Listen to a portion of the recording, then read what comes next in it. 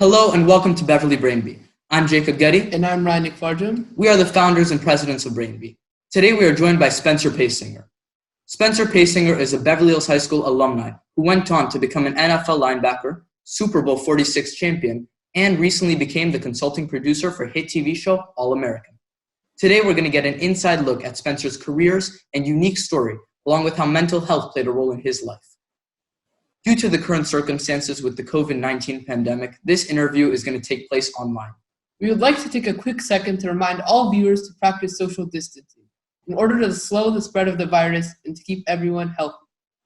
We also want to mention that Beverly Hills Brainbee is here to support any and all teenagers who are going through a tough time right now and who would like emotional help.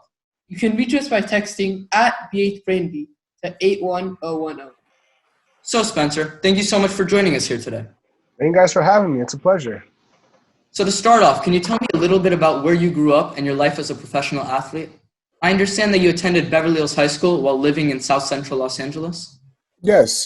So I grew up in South Central Los Angeles. I went to elementary and middle school in Inglewood, California, and then from middle school, I actually transferred straight into Beverly Hills High School. So I went to Beverly from 2002 to 2006, ended up playing 4 years with the University of Oregon. I'm a Duck, go Ducks, and ended up, going undrafted in 2011 to the New York Giants. Like you said, I won the Super Bowl my first year there. Spent a total of 4 years with the Giants, and then in free agency, I went down to Miami.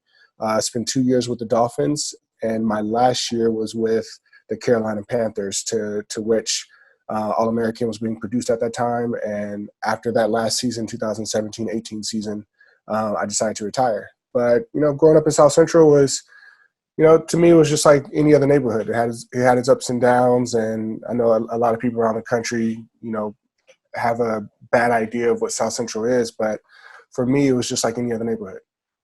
Yeah, you mentioned a lot of people have a bad idea of what South Central is. In a 2018 interview, you stated that Beverly Hills is actually a scarier place than South Central. Would you care to elaborate on that?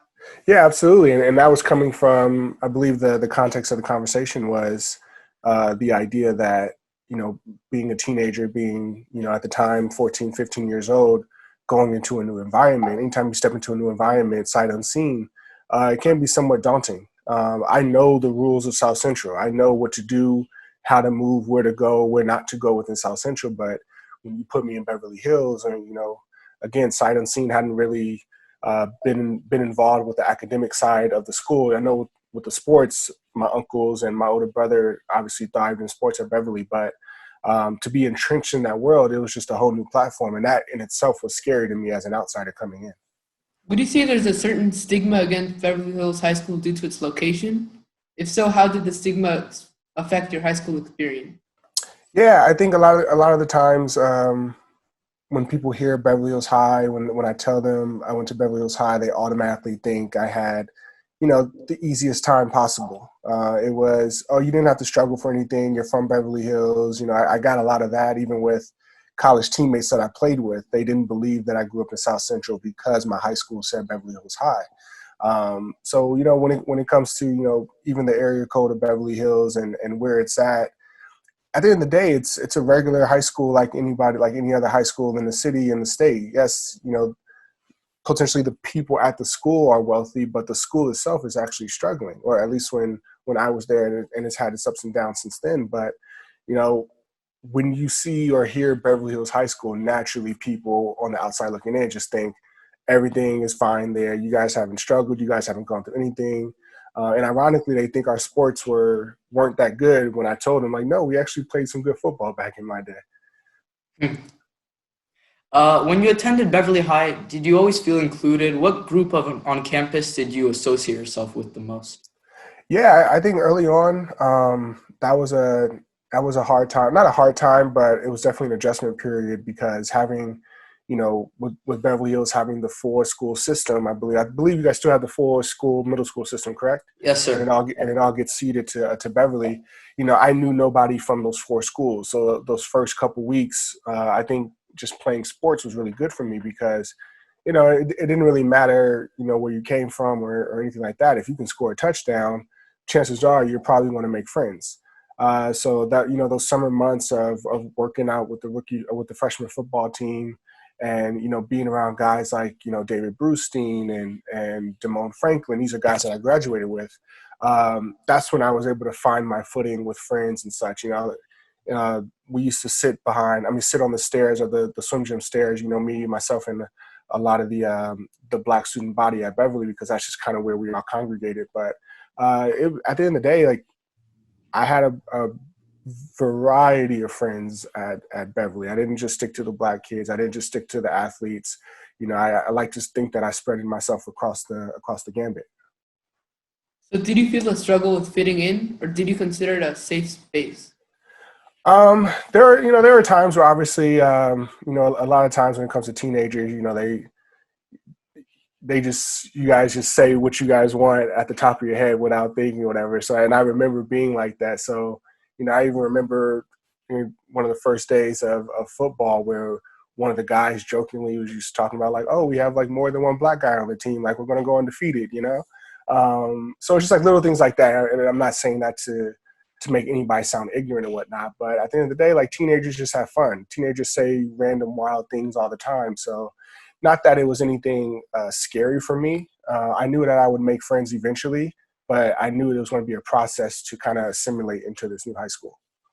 So relating to those little wild things you were talking about, there's a scene in All-American where a classmate asked Spencer James if he knew how to crip walk. Transition into Beverly High School fluid, or did questions like that pop up a lot?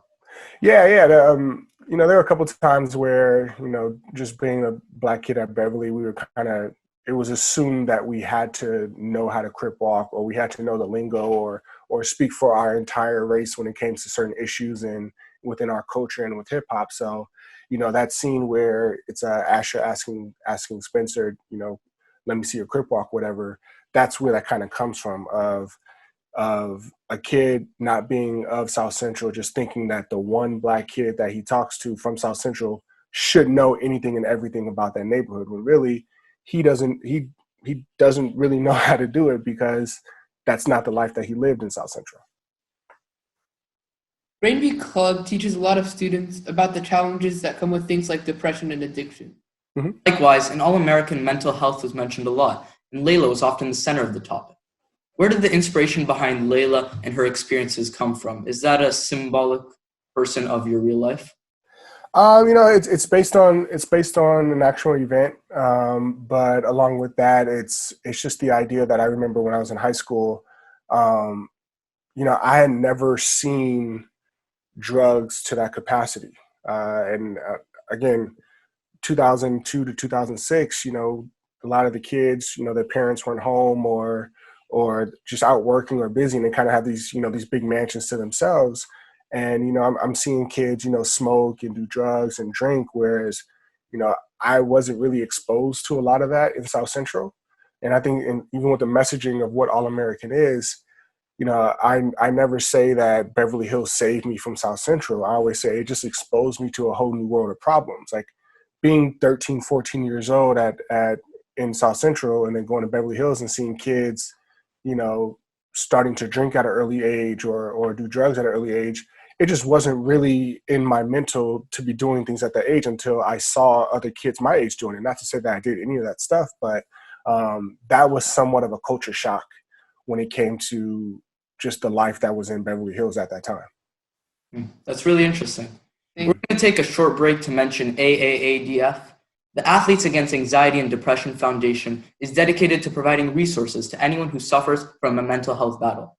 AAADF is not only dedicated to providing resources for anyone who suffers, but is also dedicated to creating and fostering a community where everyone feels comfortable and proud to share their story.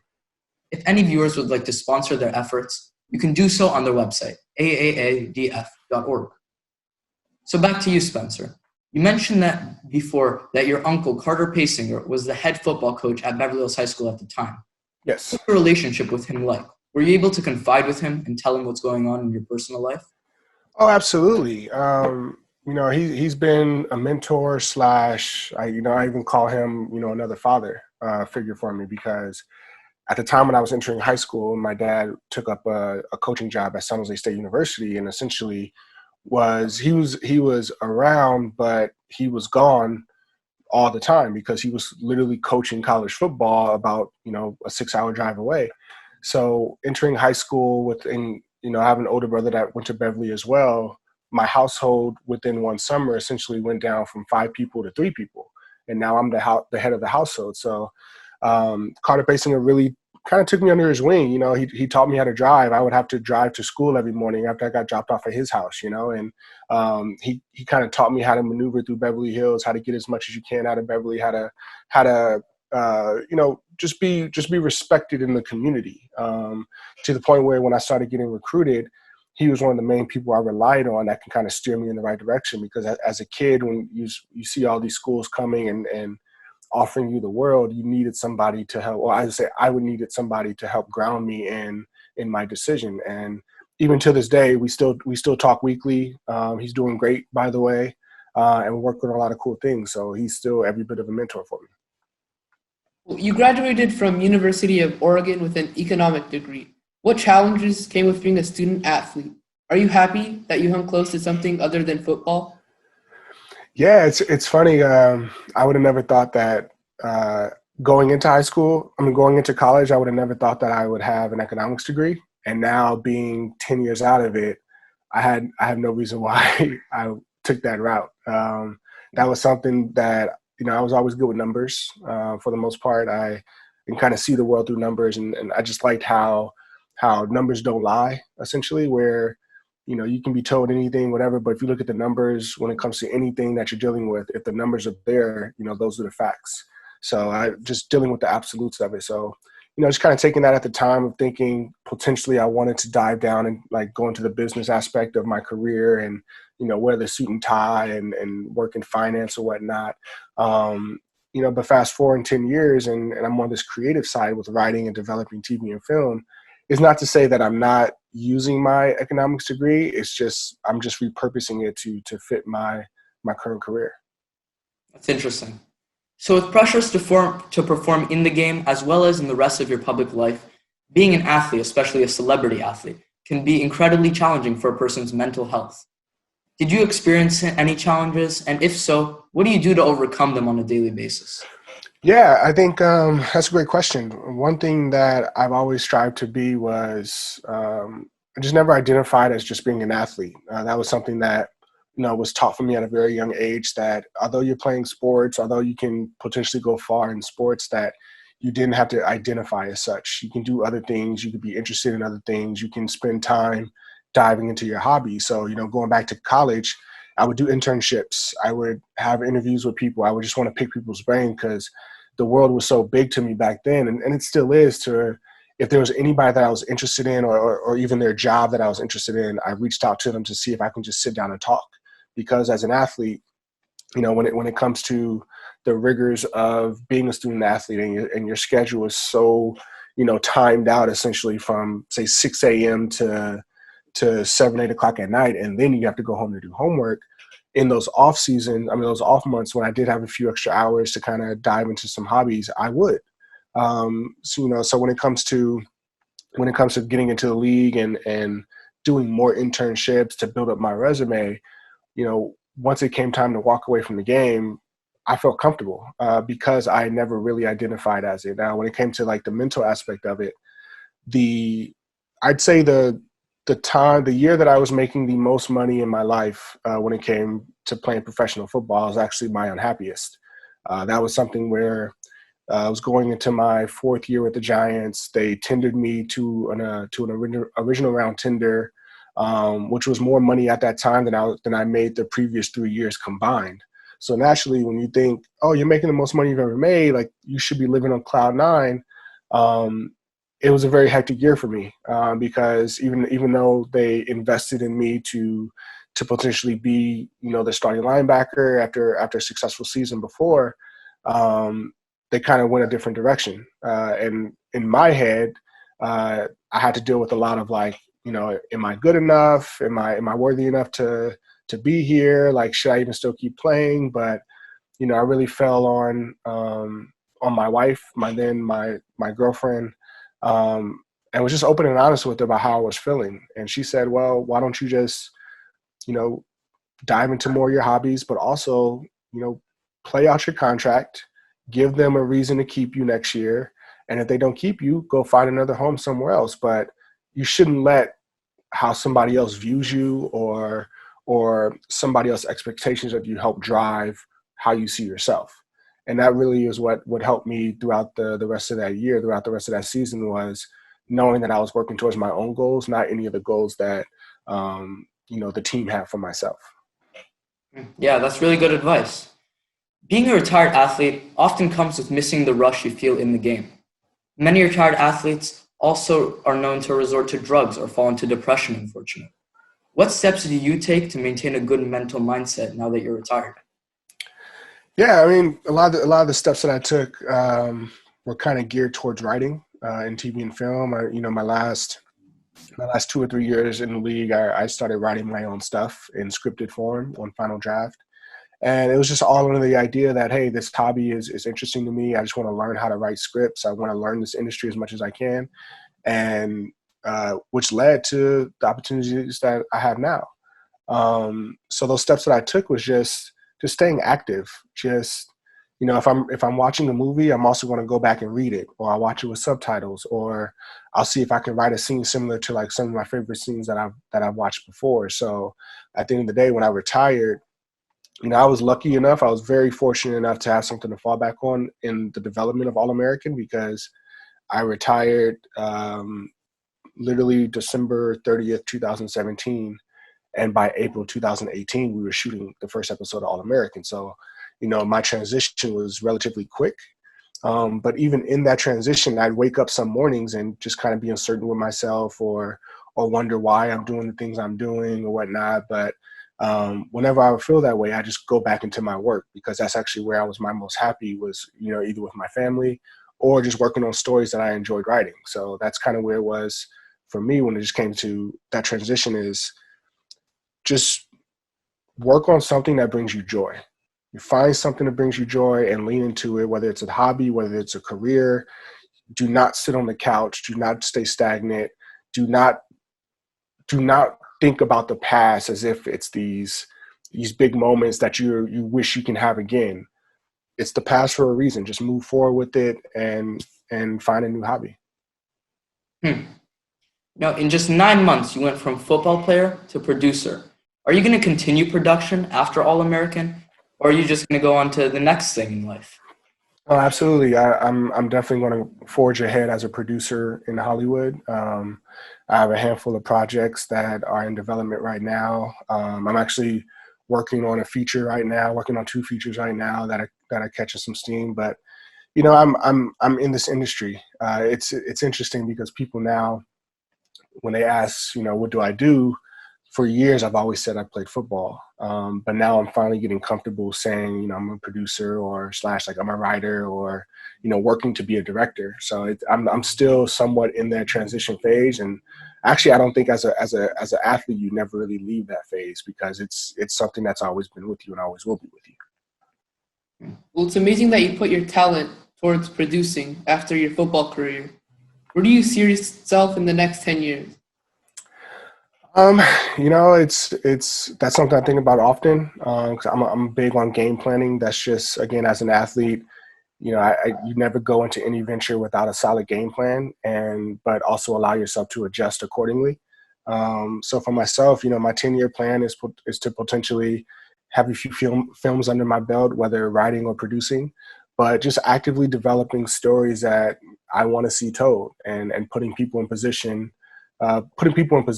where I feel like the stories that they want to be told can do some good. So I want to be, like I said, I want to be in and of this industry. I want to produce films. I want to produce TV, and, just provide for, my family and my neighborhood of South Central Los Angeles.